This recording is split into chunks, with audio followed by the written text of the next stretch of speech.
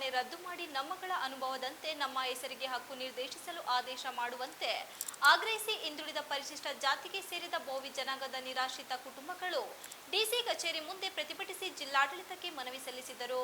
ನಗರದ ಹೇಮಾವತಿ ಪ್ರತಿಮೆ ಬಳಿಯಿಂದ ಹೊರಟ ಪ್ರತಿಭಟನಾ ಮೆರವಣಿಗೆಯು ಎನ್ಆರ್ ವೃತ್ತ ಬಿಎಂ ರಸ್ತೆ ಮೂಲಕ ಜಿಲ್ಲಾಧಿಕಾರಿ ಕಚೇರಿ ಆವರಣಕ್ಕೆ ಬಂದ ಅವರು ಗ್ರಾಮದ ಕೀರ್ತಿಕುಮಾರ್ ಮಾಧ್ಯಮದೊಂದಿಗೆ ಮಾತನಾಡಿ, ಹಾಸನ ತಾಲೂಕಿನ ಸಾಲಗಮೆ ಹೋಬಳಿ ಕಾಮೇನಹಳ್ಳಿ ಗ್ರಾಮದ ಸರ್ವೆ ನಂಬರ್ 125, 126, 127, 128ರಲ್ಲಿ ಬರುವ ವಿಸ್ತೀರ್ಣದಲ್ಲಿ ಹಿಂದುಳಿದ ಪರಿಶಿಷ್ಟ ಜಾತಿಗೆ ಸೇರಿದ ಬೋವಿ ಜನಾಂಗದ ನಿರಾಶ್ರಿತ ಕುಟುಂಬಗಳು ಈ ಮೇಲ್ಕಂಡ ಸರ್ವೆ ನಂಬರ್ಗಳಲ್ಲಿ ಹೀಗೆ ಸುಮಾರು 65 ವರ್ಷಗಳಿಂದ ಉಳುಮೆ ಮಾಡಿಕೊಂಡು ಬರುತ್ತಿದ್ದು, ಆದರೆ ಮೇಲ್ವರ್ಗ ಜನಾಂಗ ಹಕ್ಕು ಸ್ವಾಧೀನ ಇಲ್ಲದಿದ್ದರೂ ಕಂದಾಯ ಅಧಿಕಾರಿಗಳ ನಿರ್ಲಕ್ಷ್ಯತೆಯಿಂದ ಮೋಸಗಾರರ ಈ ಸರ್ವೆ ನಂಬರ್ನಲ್ಲಿ ವಿಳಾಸದವರು ಸ್ವಾಧೀನದಲ್ಲಿರುವ ವಿಸ್ತೀರ್ಣವನ್ನು ಅವರವರ ಹೆಸರಿಗೆ ಸ್ಥಳ ಪರಿಶೀಲನೆ ಸರ್ವೆಗಳನ್ನು ನೇಮಿಸಿ ಅವುಗಳ ಹೆಸರಿಗೆ ಹಕ್ಕು ಮಾಡಿಕೊಡಬೇಕು.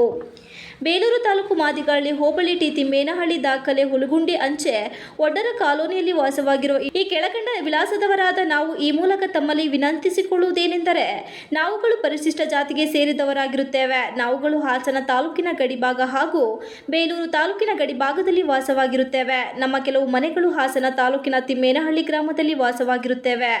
ಕೆಲವು ಮನೆಗಳು ಕಾಮೇನಹಳ್ಳಿ ಪಕ್ಕದಲ್ಲಿ ಬರುವ ಬೇಲೂರು ತಾಲೂಕಿನ ಗಡಿಯ ತಿಮ್ಮೇನಹಳ್ಳಿ ಒಡ್ಡರ ಕಾಲೋನಿಯಲ್ಲಿ ವಾಸವಾಗಿದ್ದು, ಒಟ್ಟು 180 ಕುಟುಂಬಗಳಿದ್ದು, ಅದರಲ್ಲಿ 150 ಕುಟುಂಬಗಳು ಜಮೀನನ್ನು LRF ಆದೇಶದ ಮೇರೆಗೆ ಮಂಜೂರು ಮಾಡಿಸಿಕೊಂಡಿರುತ್ತೇವೆ. ಉಳಿದ 35 ಕುಟುಂಬಗಳು ಮಂಜೂರಾಗದೆ LRF ಅರ್ಜಿ ನೀಡಿ ಸ್ವಾಧೀನದಲ್ಲಿರುತ್ತಾರೆ ಎಂದರು. ಪ್ರತಿಭಟನೆಯಲ್ಲಿ ಗ್ರಾಮದ ಹನುಮಂತ, ವೆಂಕಟಬೋವಿ, ಮಂಜು, ತಿಮ್ಮಬೋವಿ, ಗೌರಮ್ಮ, ಕರಿಯಣ್ಣ, ಕೃಷ್ಣ, ಮಲ್ಲೇಶ್, ಗಂಗಾಬೋವಿ ಸೇರಿದಂತೆ ಇತರರು ಉಪಸ್ಥಿತರಿದ್ದರು.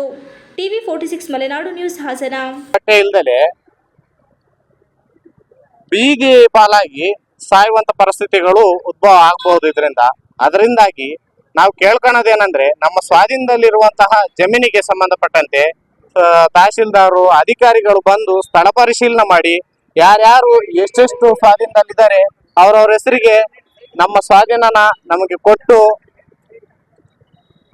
ಕಾನೂನು ರೀತಿಯ ಕ್ರಮ ಜರುಗಿಸಿ, ಹಾಗೂ ಯಾವ ಅಧಿಕಾರಿಗಳು ನಮ್ಮ ಸ್ವಾಧೀನನ ನೋಡ್ದಲೆ ಬೇರೆ ಯಾರ್ದೋ ಹೆಸರಿಗೆ ಮಾಡಿದಿ ಅವ್ರ ಹೆಸರಿಗೆ ಮಾಡಿ ಇವತ್ತು ಮಾರಾಟ ಹೊರಟಿದಾರಲ್ಲ, ಅವ್ರನ್ನ ಅವರ ಅಧಿಕಾರದಿಂದ ಅಮಾನತುಗೊಳಿಸಿ ನಮಗೆ ನ್ಯಾಯ ದೊರಕಿಸ್ಕೊಡ್ಬೇಕಂತೇಳಿ ಎಲ್ಲಾ ಮೇಲಧಿಕಾರಿಗಳಿಗೂ ನಾವು ಕಳಕಳಿ ಪ್ರಾರ್ಥಿಸ್ಕೊಳ್ತೀವಿ.